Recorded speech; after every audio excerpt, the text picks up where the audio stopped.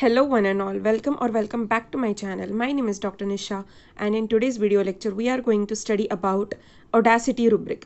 So this is the rubric from Kent's repertory as we are studying the series of A.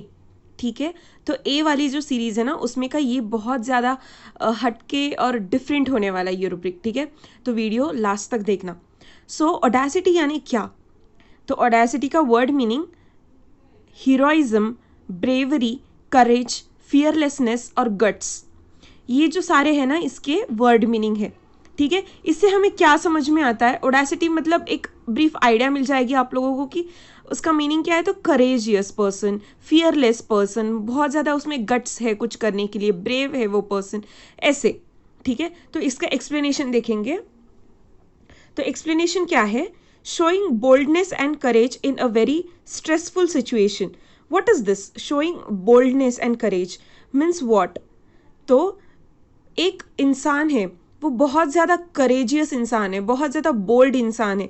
वो कहीं पे भी करेज दिखा सकता है, कहीं पे भी बोल्डनेस दिखा सकता है, किसी भी चीज़ से डरता नहीं है वो. जहाँ भी स्ट्रेसफुल सिचुएशन होती है, बहुत सारे नॉर्मल पीपल्स, हम आप सब लोग डर जाते हैं कुछ करने के लिए. लेकिन ये जो ऑडेसिटी वाला पर्सन है ना, तो वो पर्सन सीधा जाके वो कर देगा वो चीज़, कितना भी स्ट्रेसफुल सिचुएशन हो जाए वो डरेगा नहीं. ठीक है, फिर putting himself and taking risk of life just to held himself up in front of all. Riskless courage मतलब क्या कि अगर फॉर एग्जाम्पल मैं जू में चली गई हूँ. ठीक है, और जू में वो जो छोटे छोटे बैरिकेड्स लगाए हुए रहते हैं उसके पार में एनिमल्स रहते, लेकिन एक बच्चा होता है तो वो क्या करता है, गलती से मम्मी से नज़र छुपा के वो बैरिकेड क्रॉस करके जंप मारने लगता है. ठीक है, उसके बैरिकेड के ऊपर चढ़ के. तो वैसे वाले बच्चे वहाँ पे चले गए, उसकी मम्मी चिल्ला रही है, हेल्प मांग रही है. वो जब तक वो जू वाले केयर टेकर्स आते हैं तब तक ये जो बंदा है ना साइड में खड़ा हुआ, वो बंदा कूद जाता है, उसको डर ही नहीं है उस एनिमल्स का, और वो जाके उस बच्चे को उठा के लेके आता है. सब लोग देख के हैरान होते कि भाई इसने ये कैसे किया, ये कैसे कर सकता है ये इंसान. तो ऐसे होते हैं रिस्कलेस करेजियस पर्सन्स ऑडेसिटी के. तो ये कौन से डिसीज कंडीशन में होता है? तो ये होता है शिजोफेनिया में, देन पर्सनैलिटी डिसऑर्डर्स में. ठीक है, तो आइए देखते हैं इसके रेमेडीज़ क्या है. तो रेमेडी है एकोनाइट. तो पहली रेमेडी एकोनाइट है. तो एकोनाइट में क्या है? हम लोगों ने देखा था कि एकोनाइट में तो क्लियर वॉइंस है, ये इसका की नोट है. Tension, clear voice, this is the key note of aconite. ठीक है, तो मैंने एक बुक में पढ़ा था कि क्लियर वॉइंस कैसे होता है, किस चीज़ का क्लियर वॉइंस होता है. तो डेथ, प्रिडिक्शन ऑफ डेथ होता है पीपल को. मतलब ये जो पेशेंट है ना, इनको वो लोग डेथ प्रिडिक्ट करते हैं, और डेथ प्रिडिक्ट भी ऐसे करते हैं कि बहुत ज़्यादा डेंजरस डिसीज़ में भी डेथ प्रिडिक्ट करते हैं.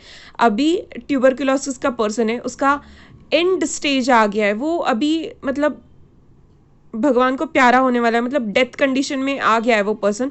फिर भी वो बोल रहा है अपने किसी केयर टेकर को या फिर अपने बीवी को, फ्रेंड्स को, किसी को भी कह रहा है कि प्लीज़ यार एक बार डॉक्टर को बुला दे, मैं ठीक हो जाऊंगा, मुझे मरना नहीं है अभी, मुझे पता है कि मैं मरने वाला हूँ, लेकिन अगर तू डॉक्टर को बुला देगी तो मैं मरने नहीं वाला. तो ऐसे इंसान होते हैं एकोनाइट. मतलब उसको पता है, उसको इतना बड़ा डिसीज़ है, ट्यूबरकुलोसिस का एंड स्टेज में है, पूरा लंग्स उसका कोलैप्स हो चुका है, पूरा सब कुछ उसका ख़राब हो चुका है, वो बेड पे है.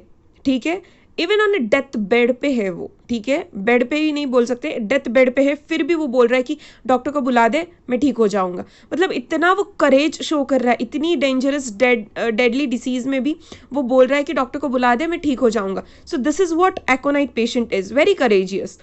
फिर अगैरिकस मस्कैरिस. सो अगैरिकस मस्कैरिस तो हमें पता है, this remedy is too much courageous remedy, बहुत ज़्यादा करेजियस रेमेडी.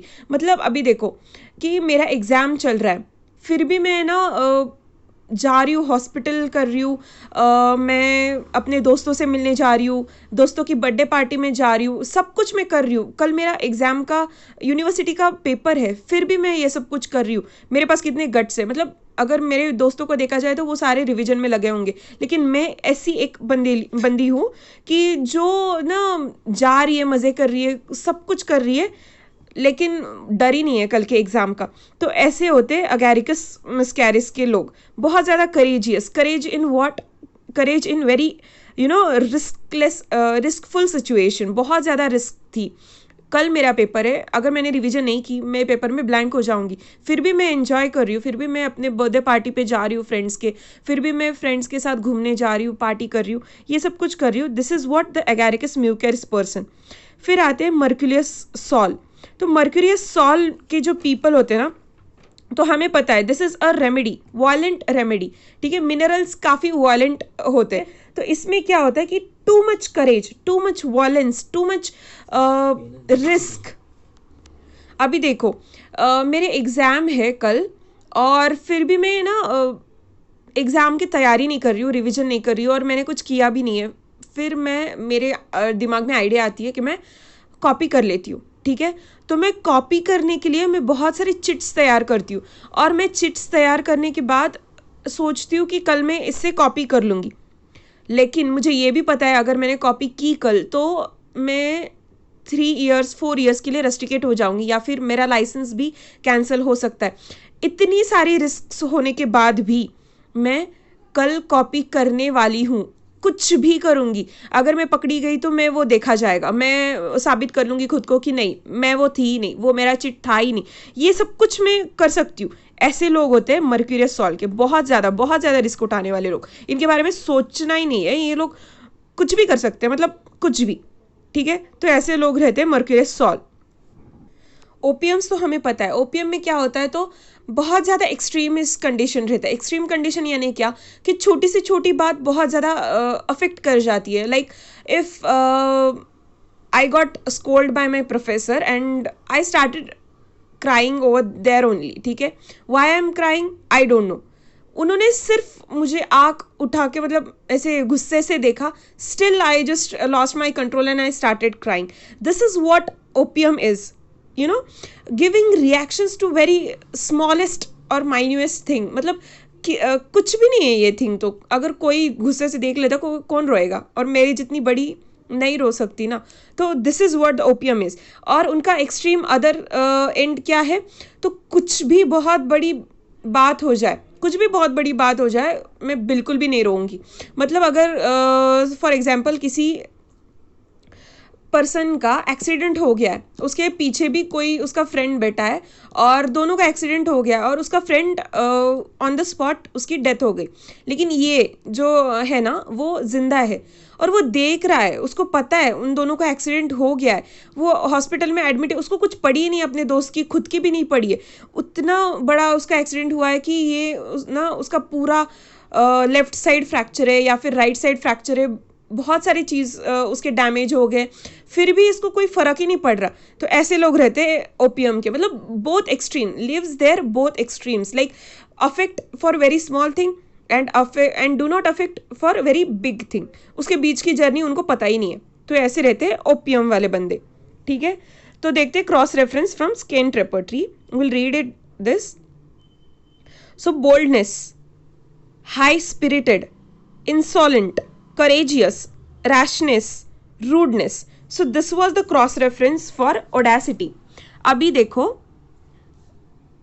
ओडासिटी में बहुत सारा ये जो मैंने बताया है ना आपको रेमेडीज, तो इनको है ना अच्छे से डिफ्रेंशिएट करो, इनके नोट्स निकालो। These are the remedy very important. मैंने बोला ना ये रेयर और बहुत ज़्यादा इंपॉर्टेंट और बहुत ज़्यादा हटके वाला रुब्रिक है, so you have to study.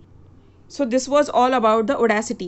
I hope you like this video, and if do, then do like, comment and share. Also consider subscribing to my channel. Thank you.